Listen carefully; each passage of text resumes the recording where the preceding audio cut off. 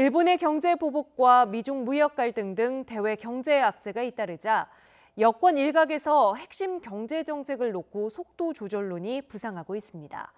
주 52시간 근로제 도입 시기를 유예하고 이르면 이번 주에 시행될 것으로 전망됐던 민간택지 분양가 상한제 적용 시기도 미루자는 취지입니다.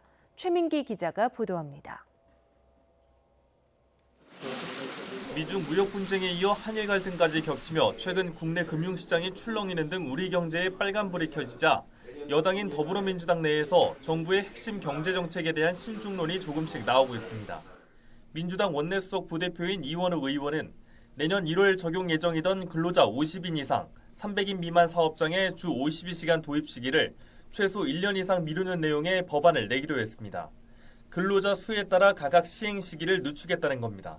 시장에 수용성이 있는가라고 하는 거에 대한 고민들을 많이 해왔습니다. 300인 이하의 사업장이라고 하는 경우도 굉장히 다양하게 구성이 되는데 그걸 너무 단계를 나누지 않고 같은 당 최은열 의원도 고소득 전문직을 주 52시간 근로제에서 제외하는 법 개정안도 준비하고 있습니다. 이와 함께 국토교통부가 이르면 이번 주 내 시행을 추진할 것으로 알려졌던 민간택지 분양가 상한제도 적용이 당분간 미뤄질 것으로 보입니다.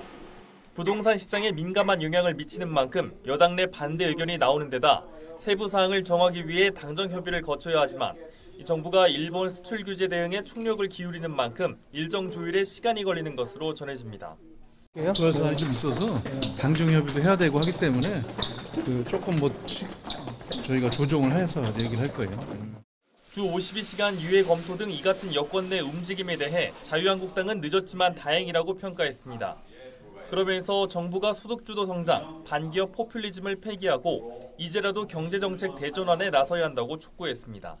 우리 기업들이 당면한 여러 어려움들을 해소하고 또 장기적으로 경쟁력을 강화하기 위해서도 경제정책의 대전환이 필요하다 생각합니다.